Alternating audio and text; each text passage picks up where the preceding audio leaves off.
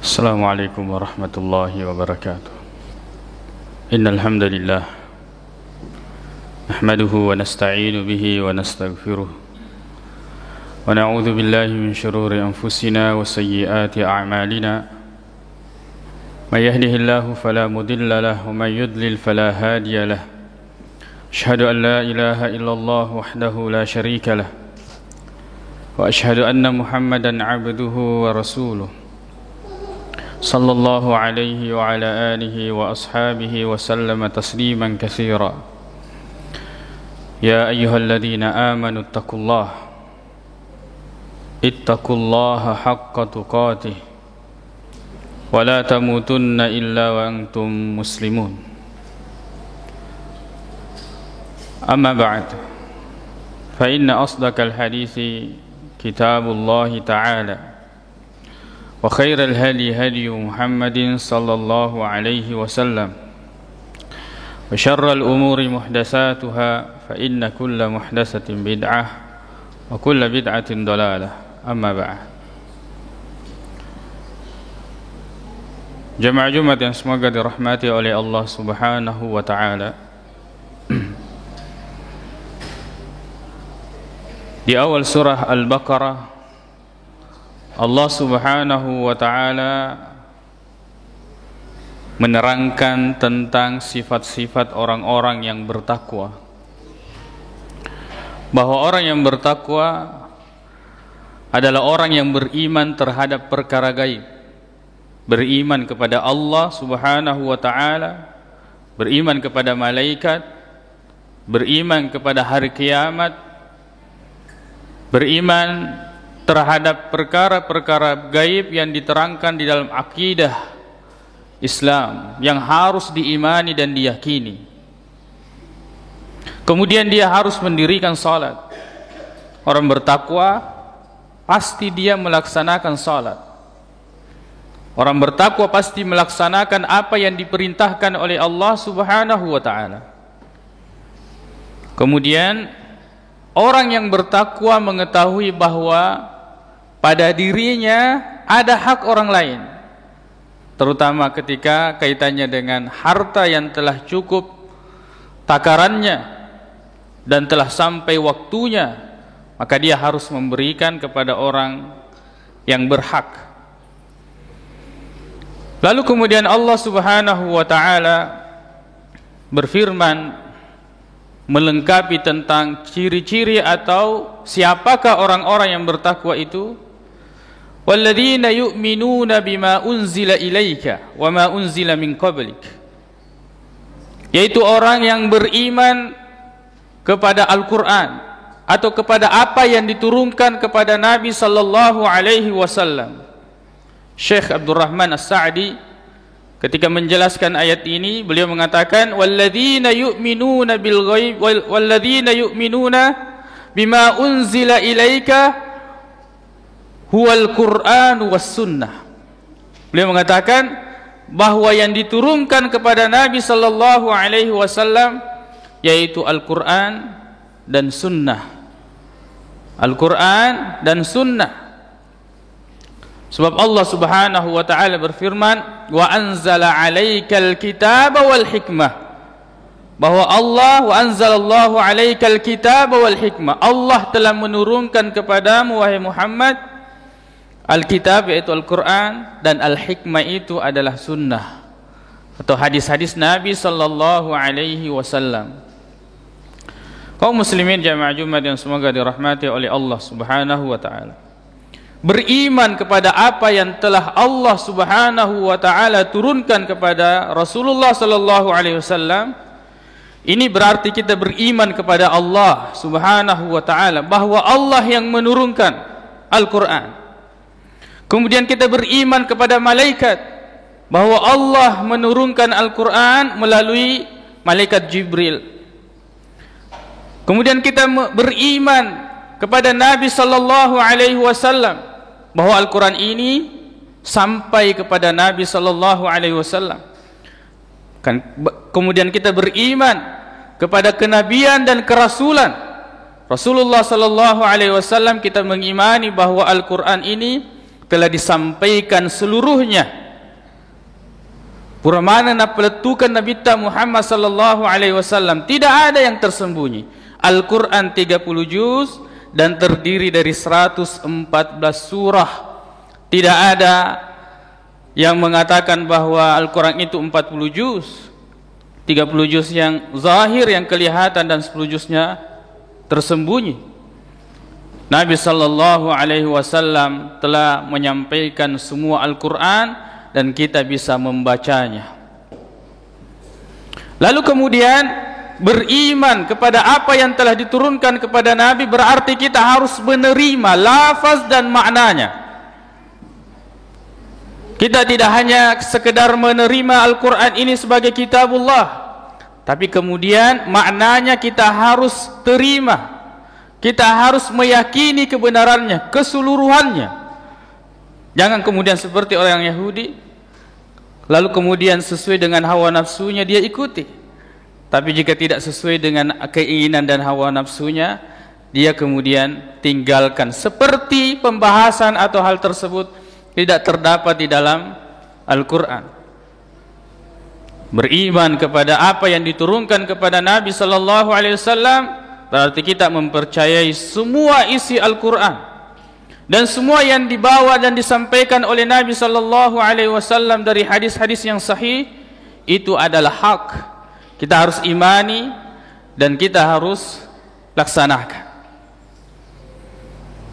Lalu kemudian segala apa yang kemudian menyelisihi daripada Al-Quran dan hadis, maka kemudian kita harus selisihi. Baik itu pemahaman maupun amaliyah, perbuatan dan pekerjaan. Misalnya saja, di antara kita masih ada orang yang meyakini bahwa dia anak malajang. Apakah sesuai dengan Al-Quran atau sesuai hadis Nabi sallallahu alaihi wasallam? Kalau dia meyakini bahwa anak malajang itu kemudian hilang sebelum dia dilahirkan, maka itu bertentangan dengan ayat Allah Subhanahu wa taala, "Walladzi akhrajakum min butuni ummahatikum la ta'lamuna syai'a." Allah yang kemudian telah mengeluarkan kalian dari perut ibu-ibu kalian dengan jalur yang masyhur diketahui. Adapun kemudian ketika dia hamil lalu kemudian itu hilang, maka itu tidak sesuai dengan apa yang telah diterangkan oleh Al-Quran. Kalau kemudian dia telah lahir lalu kemudian menghilang, maka kemudian itu dihukumi atau menghilang. Tidak mungkin menghilang, sebab Allah Subhanahu wa ta'ala mengatakan bahwa orang itu bagaimanapun lamanya dia hidup, dia akan mati. Allah mengatakan, "Minha khalaqnakum," dari tanah ini kami ciptakan kalian, "wa fiha nu'idukum," dan kepadanya kami akan mengembalikan kalian, "wa minha nukhrijukum taratan ukhra," dan dari tanah itu juga kami akan membangkitkan kalian. Maka keyakinan ini bahwa kedasang anak malajang ini jelas tidak sesuai dengan walladzina yu'minuna bima unzila ilaika, yaitu beriman terhadap seluruh apa yang datang dari Al-Quran dan hadis-hadis yang sahih dari Nabi sallallahu alaihi wasallam, termasuk menyelisihi semua apa yang diselisihi oleh Al-Quran dan hadis-hadis Nabi sallallahu alaihi wasallam. Walladzina yu'minuna bima unzila ilaika wa ma unzila min qablik.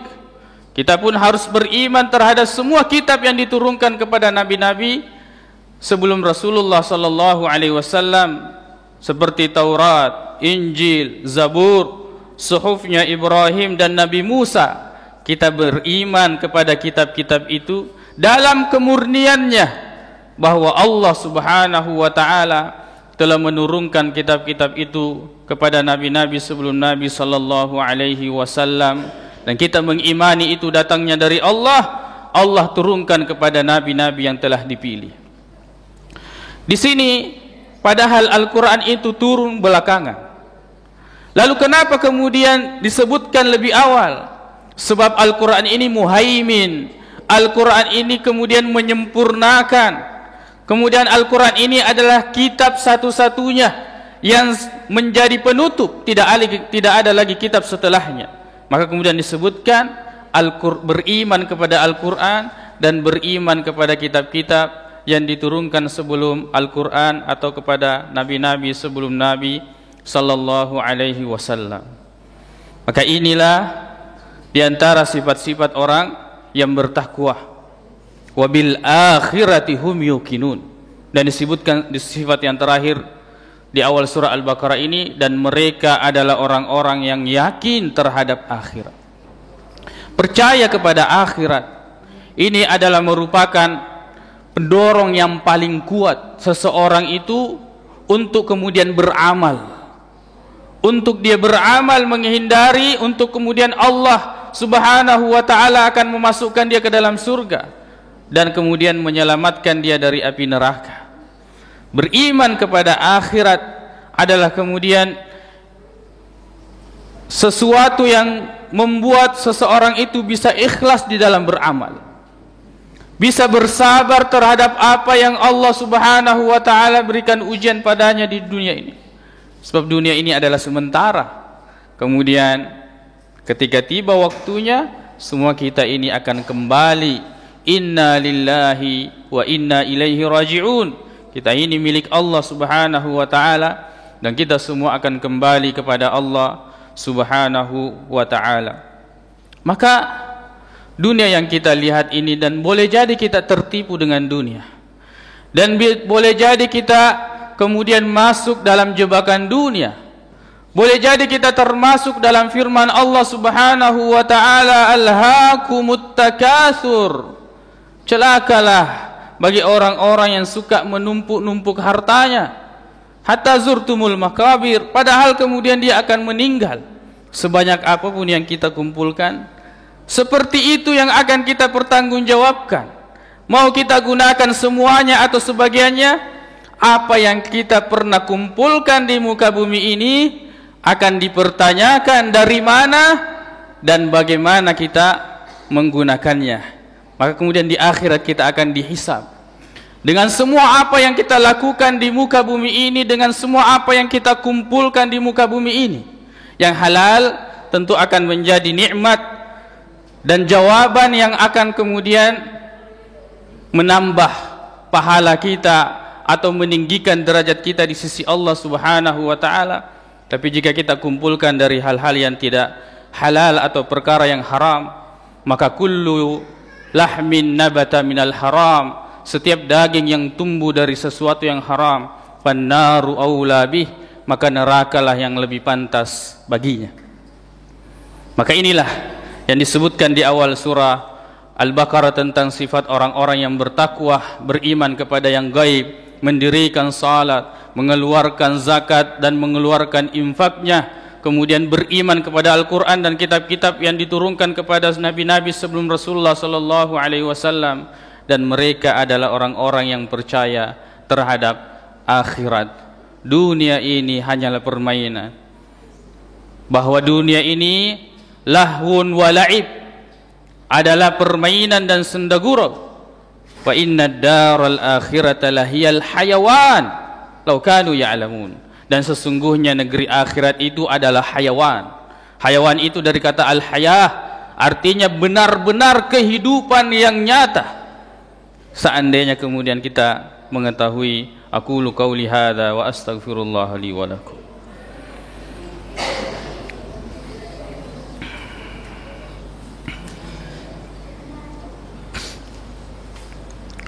Alhamdulillahi rabbil alamin wal aqibatu lil muttaqin wala udwana illa 'alal zalimin. Asyhadu an la ilaha illallah wahdahu la syarika lah wa asyhadu anna Muhammadan 'abduhu wa rasuluh sallallahu alaihi wa ala alihi wa ashabihi wa sallama tasliman katsira, amma ba'd. Kaum muslimin jamaah Jumat yang semoga dirahmati oleh Allah Subhanahu wa taala. Lalu kemudian ayat yang kelima, Allah subhanahu wa ta'ala mengatakan, ulaika ala hudam mir rabbihim. Orang yang bertakwa ini adalah orang-orang yang berada di atas petunjuk. Berkata Syekh Muhammad Ibn Salih Al-Utsaimin rahimahullah, bahwa seolah-olah petunjuk ini seperti safinah, seperti perahu, atau seperti markab, seperti kendaraan, lalu kemudian dia melaju dengan petunjuk tersebut. Orang yang bertakwa adalah orang yang kemudian berada di atas kendaraan petunjuk. Petunjuklah yang kemudian mengatur hidupnya. Al-Quranlah yang mengatur hidupnya. Hadislah yang mengatur hidupnya. Bukan dia yang mengatur Al-Quran, bukan dia yang mengatur hadis-hadis Nabi sallallahu alaihi wasallam. Dia diatur oleh syariat, bukan dia yang mengatur syariat. Dia diatur oleh salat, bukan kemudian dia yang mengatur salatnya leluasa kemudian dia menundanya. Salat ketika tiba waktunya laksanakanlah. Sebagai bentuk bahwa kita ini orang-orang yang berada di atas petunjuk. Kita kemudian telah diatur oleh syariat, oleh Al-Quran dan hadis-hadis Nabi sallallahu alaihi wasallam. Ulaika ala hudan min rabbihim. Dari Allah Subhanahu wa taala, bahwa rububiyahnya Allah ada umum, ada khusus, dan di sini adalah rububiyah khusus bagi orang-orang yang bertakwa. Ulaika ala hudan min rabbihim wa ulaika humul muflihun. Dan mereka itu pasti adalah orang-orang yang beruntung. Orang-orang yang beruntung itu adalah orang yang mendapatkan apa yang dia inginkan, lalu kemudian dihindarkan dari apa yang dia takutkan. Orang yang beruntung adalah orang yang kemudian masuk surga dengan fasilitas yang Allah siapkan, lalu kemudian dihindarkan dari api neraka, siksaan yang dia selama ini takut, dan dia melaksanakan ibadah agar kemudian Allah Subhanahu wa taala ridha padanya, memasukkan dia ke dalam surga dan menghindarkan dia dari api neraka. Semoga kita termasuk dan seharusnya selalu berupaya untuk menjadi orang-orang yang bertakwa, yaitu orang-orang yang menjalankan segala perintah Allah Subhanahu wa taala dan menjauhi segala larangannya. Allahumma ighfir lana dhunubana wa israfana fi amrina wa tsabbit aqdamana wansurna 'alal qaumil kafirin. Allahumma ighfir lil muslimina wal muslimat والمؤمنين والمؤمنات الأحياء منهم والأموات إنك سميع قريب مجيب الدعوات ويا قاضي الحاجات. اللهم انصر الإسلام والمسلمين في كل مكان. اللهم انصر الإسلام والمسلمين في غزة. اللهم انصر الإسلام والمسلمين في فلسطين. اللهم دمر أعداءك أعداء الدين وأعلي كلمتك إلى يوم الدين. اللهم إنا نسألك الهدى والتقى والعفاف والغنى. اللهم أرنا الحق حقا وارزقنا اتباعه وأرنا الباطل باطلا وارزقنا اجتنابه. ربنا آتنا في الدنيا حسنة وفي الآخرة حسنة وقنا عذاب النار. أقول قولي هذا وأستغفر الله لي ولكم وآخر دعوانا أن الحمد لله رب العالمين وأقيموا الصلاة.